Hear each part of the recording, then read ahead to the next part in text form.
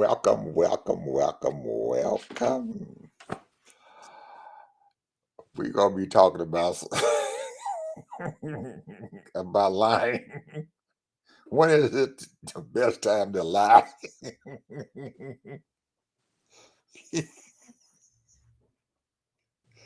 Oh my goodness. I can't believe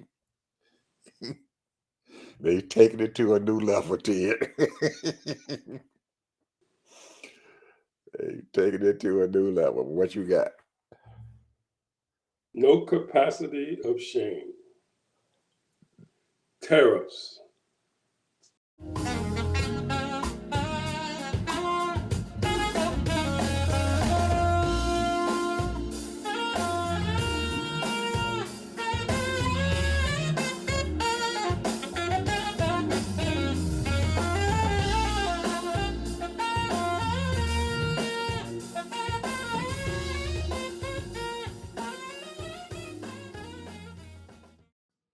Welcome to the TED Ed Podcast, where we delve into the issues that shape our daily lives and drive our productivity. We confront topics that matter deeply to all of us, from healthcare and affirmative action to voting rights and monetary success and failure. We cover it all. And yes, we dive into the complex world of politics, exploring how our country has evolved from slavery to the 21st century. Our content is crafted with care and expertise, drawing from years of experience in these critical areas. We invite you to give the TED Ed podcast a listen. You won't be disappointed. Share your thoughts with friends and confidants, and don't forget to like, comment, and share our episodes. Your engagement helps us grow and reach more listeners. Are you passionate about these topics? Do you have unique insights to share? You could be one of our guest speakers. Drop us a line, send an email, or leave a comment. All requests will be considered. Join us on this journey of exploration and understanding. This is the TED Ed Podcast. Thank you, and enjoy the show. Go for it. Go ahead. Ted, we are talking. Ted just brought them tariffs up and everything. I was wondering when we were going to get back to that. What's the day? Wednesday, the 26th. Oh, we got 7 more days. Yeah, we got 7 more days, but according to these records here, bruh, we have collected, they say by the end of the year or even sooner, being collected over almost $1 trillion in tariffs. Who's paying for that, Ed? We are. It's coming out Thank of our you. pocket. That's our money. That's our money. They take So, niblets in and essence, pennies, nickels, and dimes off of the American people. he's taxing the American people. He's not saying that, but he's looking you in the face and says, "I'm charging them 100% tariffs," but he's actually pointing at you. Say, you gonna you American people are gonna pay this. So in actuality, folks, you all are being taxed. Everybody's being taxed. It's a tax on us. And I guess we're willing to pay it. And you're going to get another tax because right now they're fighting in the Senate whether to bring back overdraft fees. Oh my goodness. Well, it They want doesn't to affect repeal it. now that thing, Ted, does not affect most of the folks here who are in our folks, because most of us, we don't have bank accounts. We don't have bank accounts. So we out there, we working on a cash basis. Oh Lord. Yeah, we on Is the it we on that the bad, cash. Ed? Yeah, we on the cash society, man. You know you can't go to the ghetto, man, without cash. You gotta have some cash. Ain't no credit All of us cards. don't live in the ghetto, Ed. Ain't no credit card. Well, with majority of the folks who are poor stay in the ghetto, and they have They Let don't me have tell you credit something. Let me cards. tell you something. I came from the west side of Chicago. One day I told my mom, I said something about the ghetto. My mama slapped me in the mouth. Don't you ever say you come from the ghetto.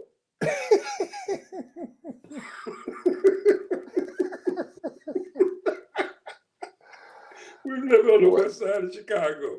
well, When we moved out I'm to Hopkins. I'm proud to be a product of the ghetto. Don't you we got ever say we you from got the ghetto. yeah we got there was some lessons learned in the ghetto, brother. You Big don't time. and Big time. and one of them is that you don't let no bully you. Big time. That's right. Don't let no bully you, Hey, or you in I trouble. got a couple of whoopings on that, bro. Yes, sir. You do not let a bully you. Yep, And I got a couple of and whoopings on that. and I think these are I think these Republicans, senators and congressmen are going to get a hard lesson that they should have learned when we learned it. You don't let a bully you. They didn't learn Uh, it. yes, sir. They're gonna learn a hard lesson here after he whoops them up real good here, because it's getting ready to happen. Some of them who starting to rise up and everything, getting ready to get a whooping because you should have did something to him earlier. You should have did something to him in 2017. And you should have did something to him in 2018 and 19. Because you had two chances and you blew it on both times. You blew it.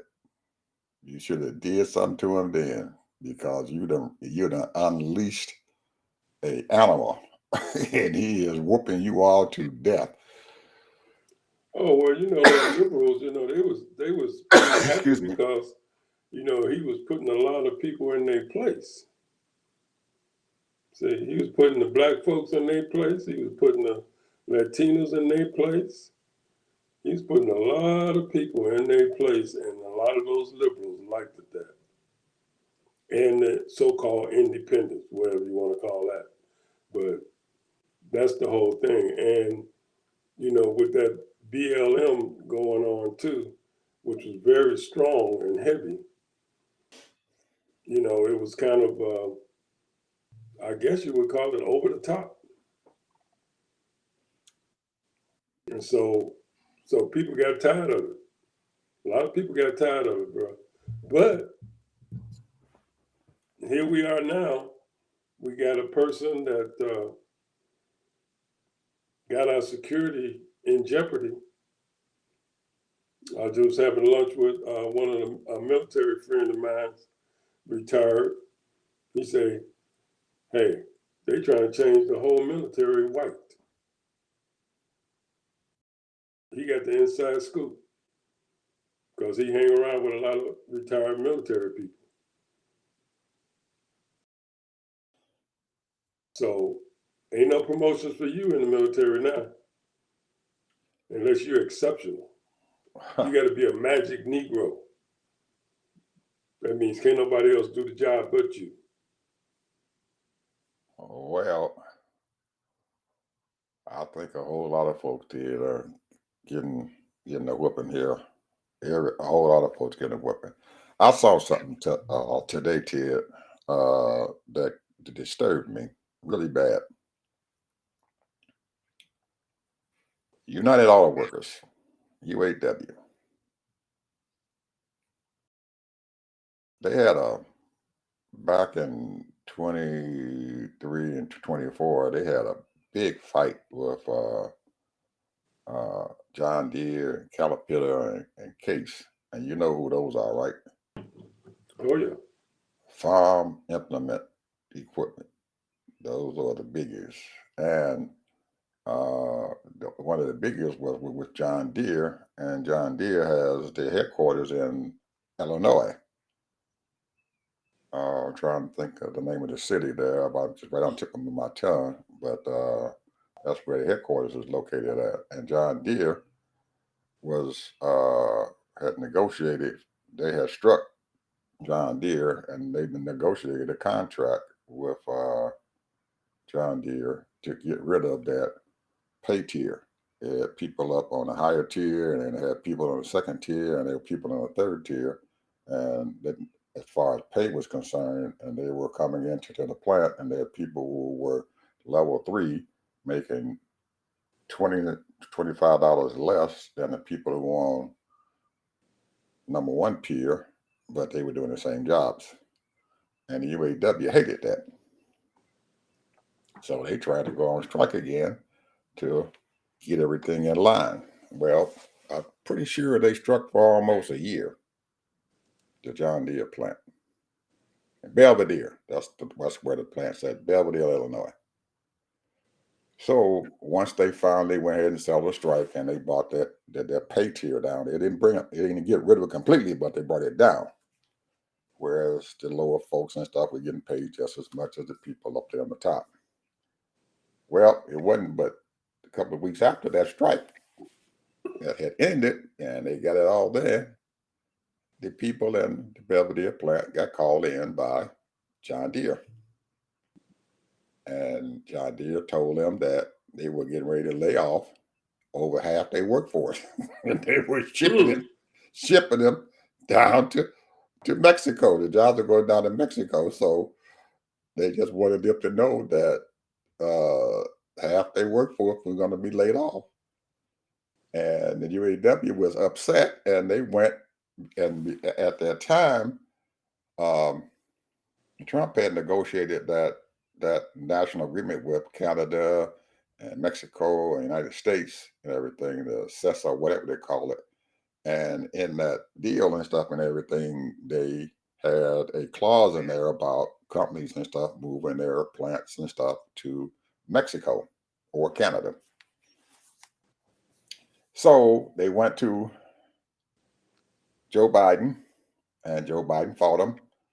And John Deere relinquished and said, okay, we aren't going to do that. Well, right before the election happened here in July of 2024, John Deere again says, we're going to close this baby and send our folks and stuff down to Mexico. Well, the UAW called up Joe Biden again. Hey, Joe, we need your help. Well, I don't know if anybody remember, because they got short periods of time. Remember here in July was when Joe Biden was being taken out of his job. That's when they were trying to find a new presidential candidate. So he had his hands full at that time. And it pissed off the UAW because he didn't do anything. Well, I'm all for unions, Ted, but sometimes you got to think and you got to use your head. So what they did was they turned around and then they didn't say it, but they started backing Trump to be the president, because in September of that year, during the election, Trump said he was going to bash John Deere in the head for taking those jobs out of this country, and that he was going to charge them 100% tariffs on their products if they brought it across the border. And the UAW believed them. So they didn't endorse Kamala Harris.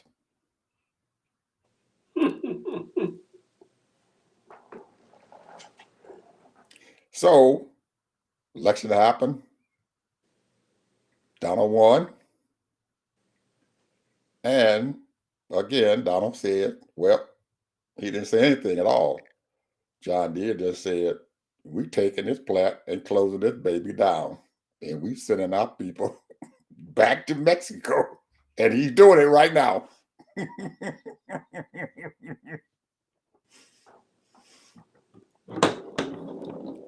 I don't have a problem, Ted, with unionized people. I really don't. They do work for their workers and stuff and everything. But at some point in time, you can't take 1960 and 1970 rules and regulations as far as being unionized into 2025. They don't fit. You got to change.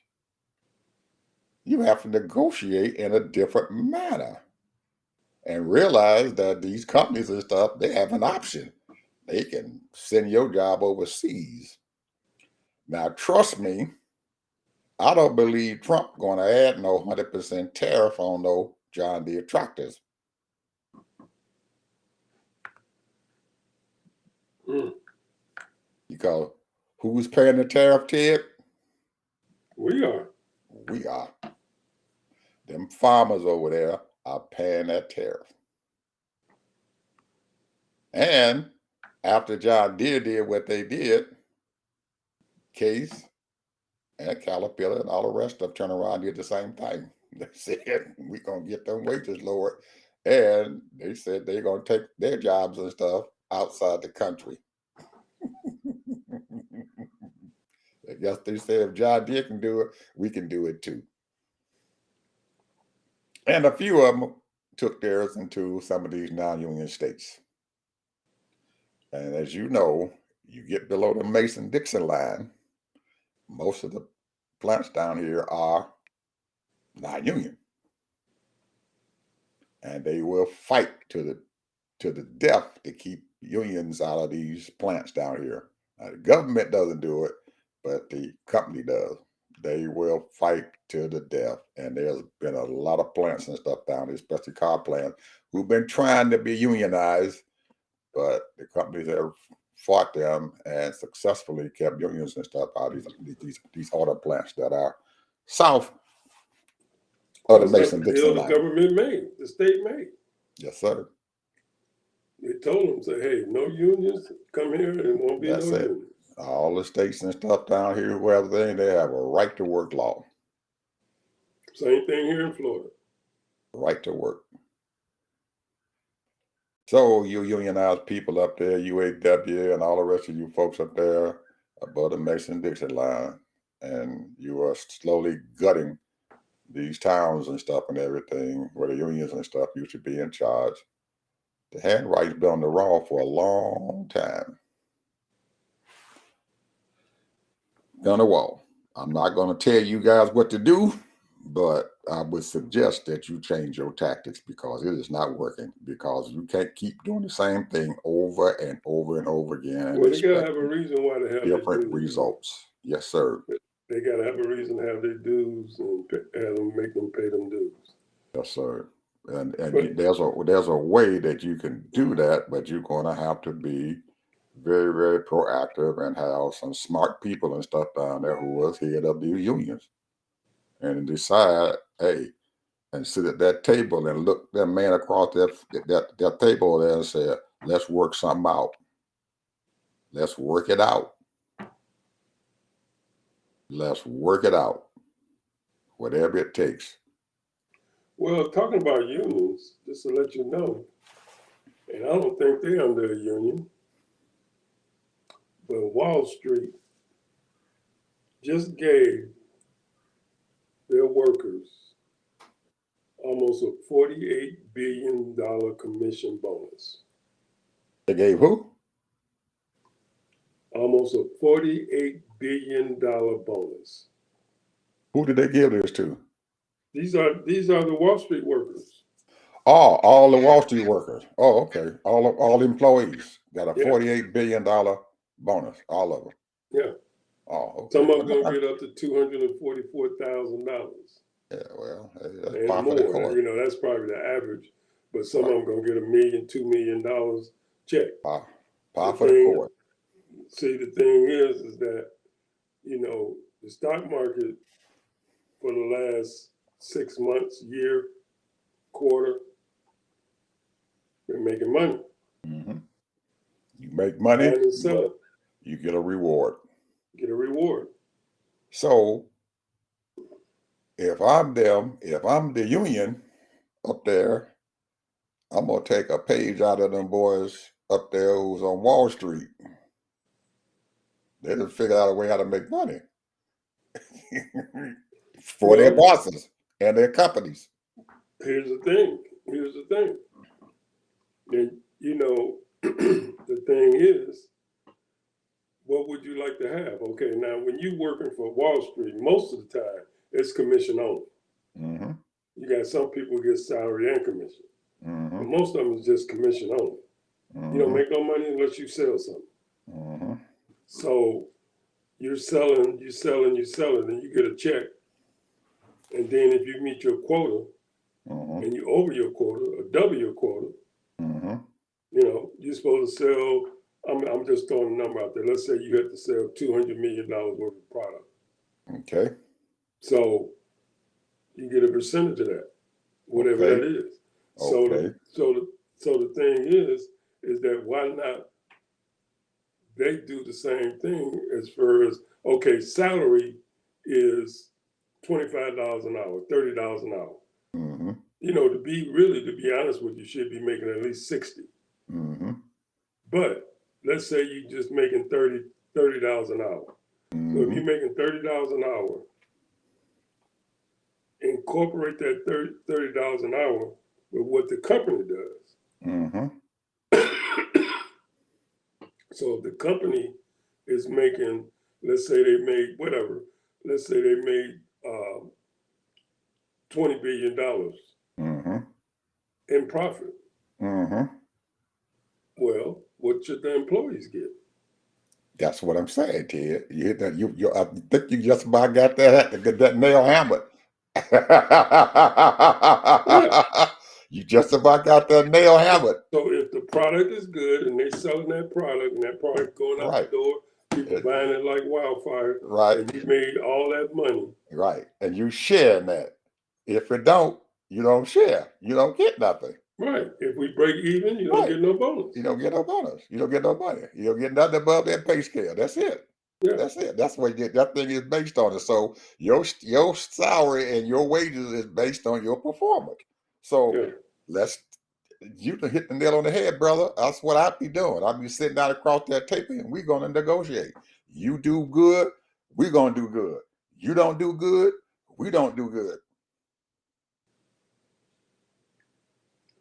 And let's get and for an incentive that you can lay on the side of that daggone thing, you don't have to pay us overtime. Ooh, now that's a little bit much there. No, it ain't no bit much. Think about it. It ain't a bit much. The only time, hold it. The only time that you're going to be paying somebody overtime is when you need that product out that door because somebody's buying it. True? Yeah. Okay. So if they pushing the product out the door and you get rid of overtime, you're going to get some more money because the product is going out the door and they sell it. So their profit's going up. That's where your money for your overtime comes in. So they just get a regular $30 an hour. That's it. You get a regular they still 40 hours. Paid, guaranteed 40 hours a week. Guarantee them 40 hours a week. No layoff. Well, when you think about it, that's what capitalism is. No layoff. See, what they want, the unions, what they want is a guaranteed salary. There ain't no guarantee in this world no more, Ted. You can't put no 1970 negotiations into 2025 now. Times have changed. You have to change. And the union have to change if they want to stay relevant. Because what would you rather have? Your people working or your people not working? Well, that's what went down back in the 60s and 70s. All these people were striking and then not working for 6 months. The company still had the opportunity and stuff when there wasn't anything going on. They had big layoffs. And if things were going bad for them, they would lay people off. Even though they had a good salary and all that, they would lay them off. And your other folks would not work. Whereas now, if you talk about this stuff, you have a no layoff clause. All your folks going to work. That means that your town where you live at is going to stay relevant because they're going to still be drawing a check. Whereas now, if that plant is closed down, if they don't have as many workers, it's a rippling effect all through the town. They lose their tax base. They lose their home. The other business and stuff and everything can't make any money. But if they are working, everybody going to enjoy the fruits of the labor. Yeah, I agree, and this Okay, is exactly what they that's had to it. do. They That's had it. to adapt There is a have to to adapt the to what's environment. going on. Absolutely. Anyway, Ted, we got that out of the way. We negotiated UAW and all the other unions out there. Y'all contracts. Well, I'm gonna say this. I'm gonna say this, and I always say this: if you fail to plan, you are planning to fail. Absolutely. Now, they say that Benjamin Franklin quoted that. Nobody really Absolutely. know. And then Winston Churchill said it. Now, Ted. Another thing we kind of missed that a lot didn't throw into that equation. You got in the union, there's all them old heads. I've been here for 25 years. I ain't getting rid of this and I ain't getting rid of that. You know they're gonna say it. Yep. Oh no, I can't see it. So you gonna have to be those union leaders gonna have to be one hell of a salesman because you're gonna have to sell the company and then you're gonna have to sell something that's new to your people. And you got some hard head folks out there who go, I don't want that. Hey, pal, this is what's going to get us through. And you're going to have to sell it. And Well, certain people out there are not going to like it. I was arguing to somebody on Facebook today Mm-hmm. about certain things, and they was talking about intelligence, and I've always looked at it like this: the intelligence to me is a person that knows how to adapt, and to me, a lot of Americans don't know how to adapt, bro. They don't know how to survive. They don't know how to adapt. It's just like this AI coming up. We got to adapt. Just Absolutely. like when we first got the phone, some of us rebelled against texting. Mm-hmm. What is that? I ain't texting nobody. Talking with them on the phone. All that kind of stuff. And then you got your pictures and all of that. You got all this technology, to make things a lot easier. At least it should be, or appear to be. And a lot of stuff might be a little complicated, but you got to spend time and learn it. And a lot of people cannot adapt. Just like new technology comes into your plant, you got to learn how to adapt. I mean, that's one thing I learned by working for different Fortune 500 companies. Every year we did a new software, and we had to train on that software. Mm-hmm. And if you don't adapt to it, and a lot of people rebelled against it, I ain't doing this. Mm-hmm. They was I going don't out want the to door change. first. I don't want to change. I don't want to change. I want to do it I'm like a, we used to I'm do it, a, like we I'm a, always did it. are you bringing that stuff in here? I'm going to lose my job. Yeah. And the bad part about it though, here's the thing though, if you never did, all you did was everything like paper. You did stuff with paper, and then you Xeroxed it or copied it and faxed and all that kind of stuff. And you just used to the old way. So now every once in a while, before everybody got adapted to it, certain computer stuff and all that, and maybe the computer, it might have went down. And if it goes down, you have a lot of people that don't know how to do the paperwork, the Mm-hmm. paper thing. And so therefore the newer people didn't know how to do the paper stuff. And so that's the thing. And now people probably couldn't do, they probably couldn't even do in the Wall Street Journal, they all technology now. They don't know how to do stuff in the paper. When I first worked as an accountant, everything was paper. We had books, thousands, hundreds of books we had to deal with. Paperwork.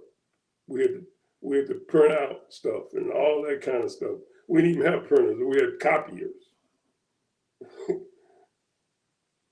So you got to adapt. You have to adapt. You gotta go with the new thing that's going on and try it. Don't mean it's gonna work, but you gotta try it. You gotta adapt. Here's the thing here. Well, I'm gonna give our audience an example of adapting. When we first started out in 2017, we did our little show and stuff and everything on some old software. I mean, real old software.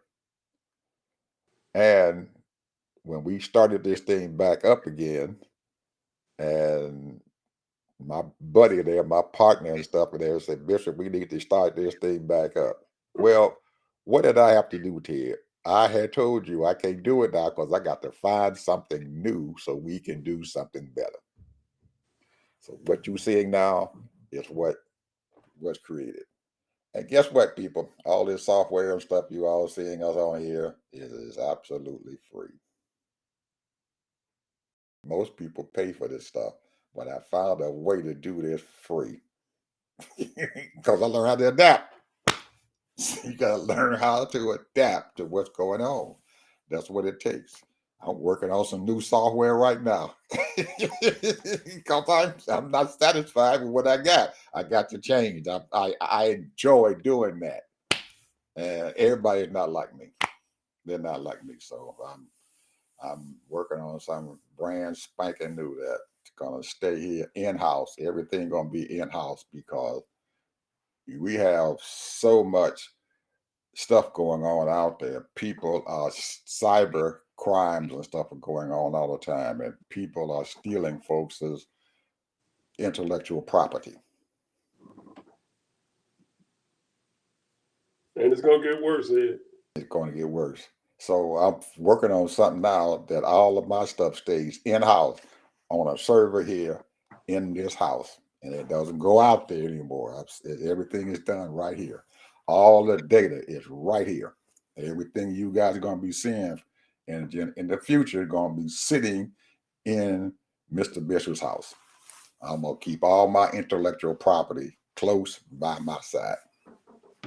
Anyway, I had to say that to it because we get into a rut a lot of times and we want to stay and we want to keep on doing the same thing over and over and over again. I got people, Ted, that still want to write a check.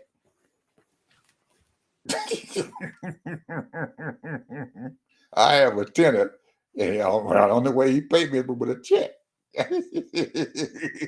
That's it. And I can't stock him. I can't get him to go to the bank. I can't give him anything. He goes and write a check out. And if he run out of checks, he's going to go to the post office and get a money order and send his money in to pay me. He go get the money order. He refused us. Hey man, all you got to do go out to the bank. I give you my account number. You deposit in my account. Since you don't know how to Zelle or Cash App or whatever, I'm Bishop. I can't do that. Well, you know, Ed, and I'm gonna say this. The thing is that a lot of times you have to be patient, really patient, because it just people are when you get used to doing one thing for so long, and people and like we said, you have to adapt and you have to learn new things. But for whatever reason, that brain don't click, and it takes time for people to really adapt until they have to. But then, you sort of kind of behind the times. Mhm. Well, a lot of us remember when our parents was alive or whatever, when you got to Social Security, they sent a check, Yeah. U.S. Treasury check. And when the U.S. Treasury decided that they were not going to be sending out hardly any more checks to Social Security recipients, that they everybody who got a Social Security check had to have a bank account.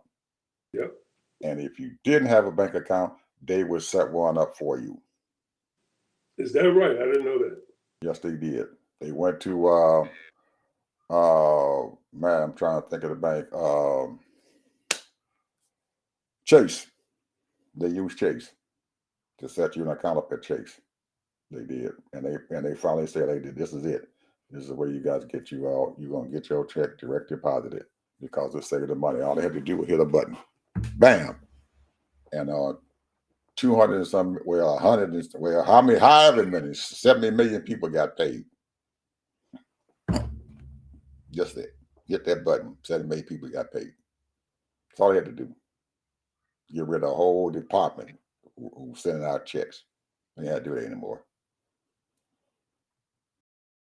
But they had to force people into doing that because there's still a whole lot of people out there, here, older folks who still go to the grocery store and they're gonna write a check. And I'll be sitting there in line with my arms crossed. And the cashier be sitting there looking. Oh my God. I can read their mind. Oh my God. But these people got to sit down there. They got to write their check out and everything. And when they write it out and everything, they give it to the cashier. And usually the cashier is supposed to keep them. All he does is just run it through this ringer and say, "Hey, here's your check back." You don't have to. You don't need no copy. Here's your check back. We got our money.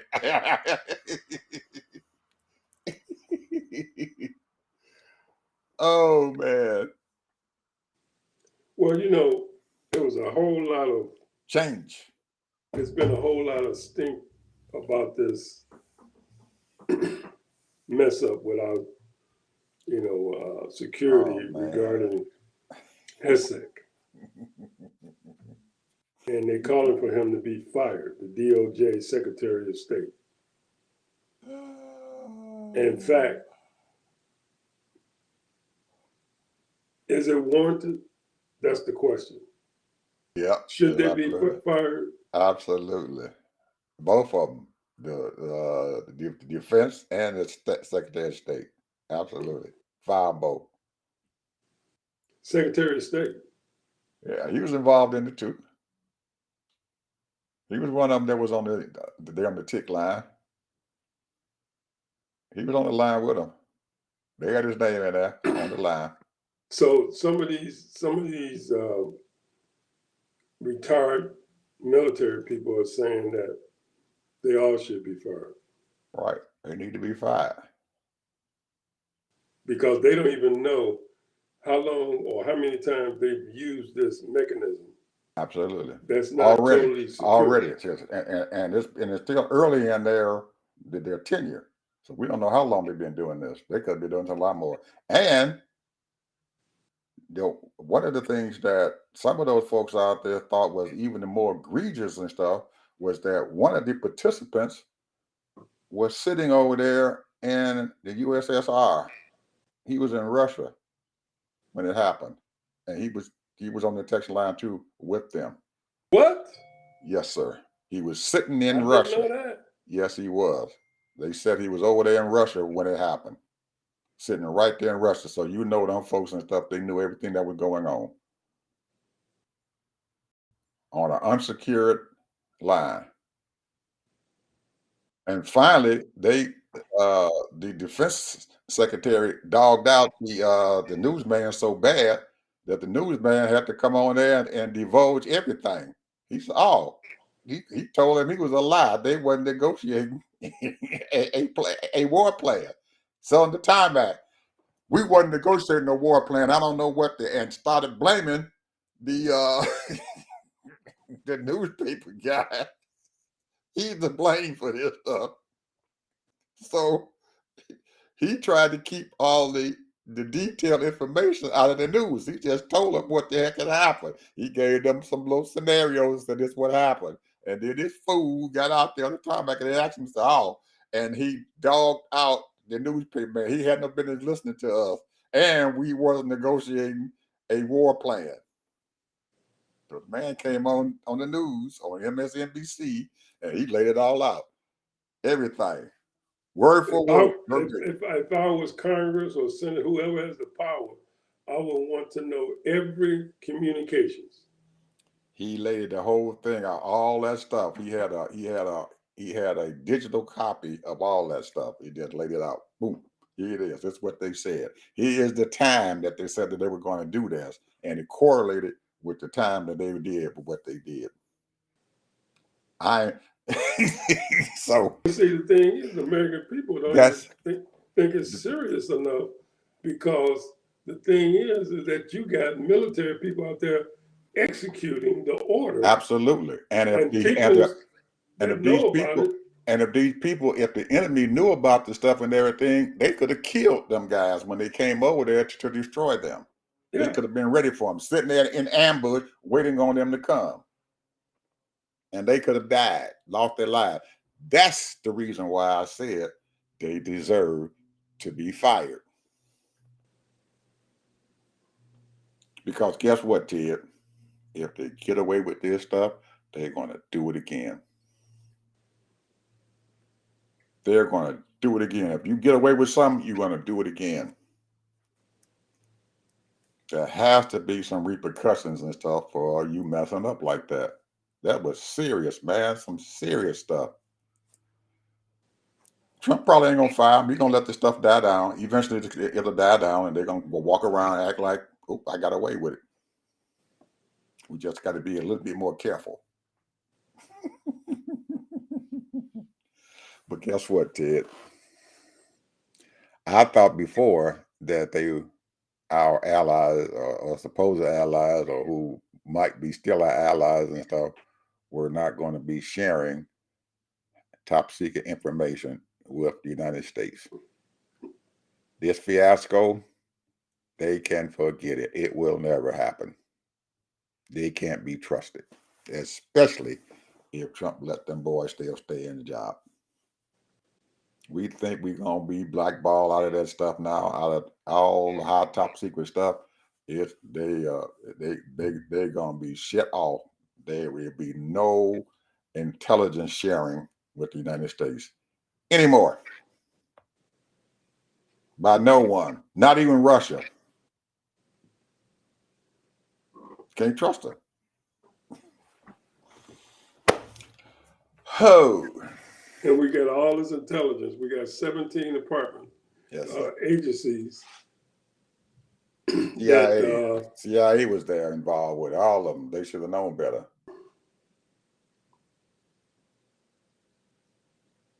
He done hired a bunch of dummies, man. He done hired a bunch of fools and dummies. He done they don't hired know a what they're bunch of doing, bro. fools. He done hired a bunch of fools and dummies. And the Republican and the Senate are complicit in this mess. Somebody over there on their side needs to be fired too. Lose their job for even voting for them. Ted, I have a theory here that's going on around here, and I didn't think about it until the other day. I always been wondering and stuff, why did Trump decide that he wanted to negotiate peace with Ukraine? And he's going to be the one that's going to do it. I'm going to go over there to Riyadh over there in Saudi Arabia, and we're going to sit down with the Russians and we're going to negotiate a peace agreement. And the Ukraine president is not even sitting at the table. Right. And I'm thinking about this. I said, man, what the heck going on? And then he sends an envoy to Ukraine. Talk to them. We're going to do a peace agreement. We're going to do this and do that. And I dawned on me.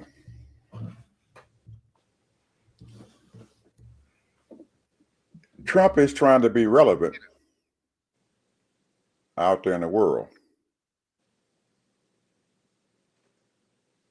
And this is his way of staying in the mix as the president of the United States. Because all the other countries and stuff and everything, and NATO, everything, everybody else and stuff, they're leaving the United States, slowly leaving them out of the mix. And he wants to stay in that arena. he wants to stay relevant in that arena, because if he got to stay away from it, he can't be involved in that stuff and everything. United States become even more irrelevant. That's true if you look at it like that. If you look at it Because like all that, the other people had already made pledges or supporting Ukraine. that's it. And he is slowly but surely being kicked out of the daggone game. He wants to stay in the game, and to stay in the game and stuff, he's out there bullying people because he wants to stay in the game. There's no other reason for him sitting down and negotiating a peace agreement. Why? What other reason would he be wanting to negotiate a peace agreement? He's not getting anything out of it. They're not giving him any precious metals.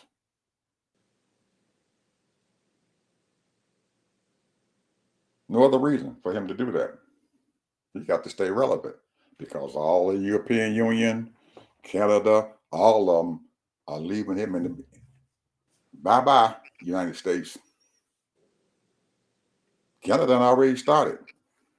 Well, this is the reason why I brought this up. If you fail to plan, you are planning to fail. Mm-hmm. And I'm gonna say this 100,000 times: we don't have a plan. None whatsoever. America don't have a plan. Other than him waking up at night, oh, I'm gonna put this on social media. That's the only plan he got. He can't we ain't got no think plan. that far. He can't think that far.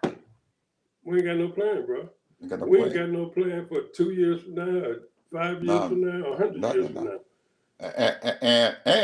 And we are destroying our relevance out there because that department, the first one he got rid of, USA, was our footprint over there into those other countries. That's right. That was our footprint. He destroyed our footprint into these countries. They people starving there. That's why they did it, to get your foot out there into these other countries. He done destroyed that. And he goes down there and try to negotiate stuff at the Panama Canal. He threatening these sovereign nations. He threatened Canada. He threatened Greenland. He threatened Panama. You bully. And people are realizing he's a bully. He is a bully. And bullies and stuff don't make it around here in this world. He's sitting up there threatening Brick. At first, he didn't even know who Brick was. He didn't even know who was in the Brick. When the new people asked him about him, he didn't know who they was. They finally had to tell him, to call him in the room, hey, this is Brick, Donald.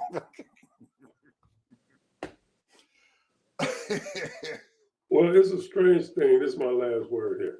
Go ahead. It's a strange thing that is going on right now. The market is back up to over 42,000. It was going down pretty close to almost 40,000. Now, I haven't checked and see who is making all these big purchases, but we have Tesla, who was down as low as 213, and then it went up as high as almost 280 something. Now it's down to about 272. Now, what I'm thinking is that a lot of people are sort of kind of playing that roller coaster, pump and dump. Mm-hmm. They pumping and dumping Mm-hmm. Tesla. Mm-hmm. They playing the game. You got your big investors that might put some money in there, but then you have these day traders. How you gonna go from almost 213 and then you almost up to 100, 280? That's a lot of money. So if I buy 2,000 shares when it was 213, boom, trying to make me a And nice little profit. and the hook is that we have to trust this man, Elon Musk, because he has came back from the dead before. So this is the hook. He's going to come back again, people. So that's why they can jack them prices up and everything, and people will start buying the stock because they betting on the hype that he going to be able to bring the company back again, because he had brought them back from the dead on several occasions. When they were almost when they first started coming out and started building them Tesla cars and stuff, they were in bad shape, but he brought them back. So the hook now is that he gonna bring them back again. So people saying, "Oh, okay," they speculating. "Oh, yeah, he gonna come back." That's why they start going back up. They know it's not going to happen. The people who got the hook, they know he can't come out of this one. He's hating. Yeah, because it's all based on sales, bro. Ain't nobody Right. buying them no more. Right. And he's not coming out of this. He's dead. Tesla's dead. Unless he can sell it to somebody else. But his name is dead out there. They hate that son of a gun in Europe and in Canada. They hate him. And China. He's hated. And that's the reason why the Tesla's not doing anything, because they don't like him. His name. You say Tesla, everybody sees Musk. You say Tesla, they say Elon. We don't like him. He's their brand ambassador.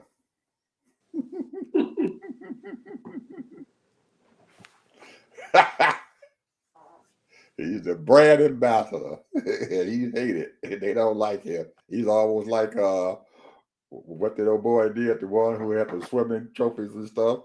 He did all his swimming into the Olympics and everything, and he was on a high note, and everybody wanted him to be their brand ambassador and everything because he could swim. But then they found out he was smoking dope. Then he stopped. He lost all of his endorsements. Oh, that's just like that biker, bro. Yeah. Yeah. Hey man, you got to be squeaky clean. All right, Theodore, we getting close here. What's your final here? I got some more things I want to say, but I can do that tomorrow. I'll add it tomorrow because it'll be still relevant tomorrow. So go ahead. What's your thing? What's your last word? I'm gonna repeat what I first started out. No capacity of shame. These people have no capacity of shame. We talked about it. They sat there and lied. The guy showed proof that they lied. So the security has been breached, and it's unforced error. This was an unforced error. They made it because they are incompetent. Not to say that I'm better than them and that I can do better. The point is that those people that's in those positions supposed to do better. You can't make no mistakes like that. Mm-mm. You're putting people's lives in danger, man. Yeah, I'm not in their lane. You're putting innocent people's lives in danger because these folks who are flying these airplanes and these jets and stuff and everything, they have put their faith in the folks and stuff who have directed them to go and do what they did. And they're supposed to be good at what they did so they can minimize any kind of casualty. Now, suppose 2 or 3 of those planes and stuff that got shot down. You done lost all these planes worth millions of dollars. You done lost 3 lives because you were a fool. You didn't know what you were doing. You can't make mistakes like that, Ted. You can't. And you turn around and lie about it. They lied. Oh, I know what I want to say. Man, they coming after your girl. You see that? Yeah, but they coming after her hands down, bro. 10 toes down. Well, I think she can withstand it. I think she's strong enough to withstand it, and there are going to be a lot of people out there who wants to support her. 10 toes down, they coming after her, bro. They can come after all they want. I believe She she was can using a withstand it. little profanity on TikTok, and they thought that was very unprofessional. Even on CNN with Van Johnson, yeah. Oh, well, that's nothing called for. I don't understand that. Why you want to do something like that? And blah blah blah blah. You know, he's such a wuss. She's used profanity before. She's used it She was before, using and the F yeah, word and everything else, bro. yeah, she's used it before. People use it. They use it all the time. There's nothing wrong. I don't see a little bit. Hell, Jimmy Kimmel uses it at least 3 or 4 times a night. he be on his show. He be saying some cuss words. They don't say nothing about him. Well, yes, they do. Trump on him too. Anyway, people, I watched our the young man up there who was running to be the senator, U.S. Senate up there in Michigan, old P.D. Buttigieg. He running to And be a senator? he's running to be a senator up in U.S. Senator in Michigan. Oh, that's right. That Right. CIA lady, The she's other quit. guys is he's retiring. He's not running anymore. So he's running for an open seat, which I'm pretty sure that he won't have any primary at all because I don't think anybody's going to try to run against him. He did one hell of a job as the Secretary of Transportation. One hell of a job. And you got to give that man his props. I agree.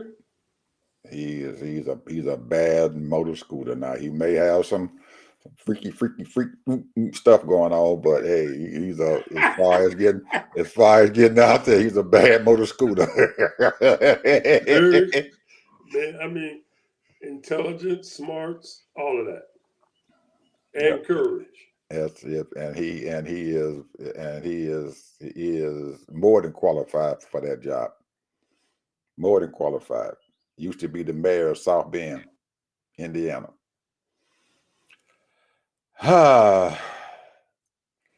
But you know how them folks is, they would try to throw dirt on him and everything, but I believe he can rise above that dirt.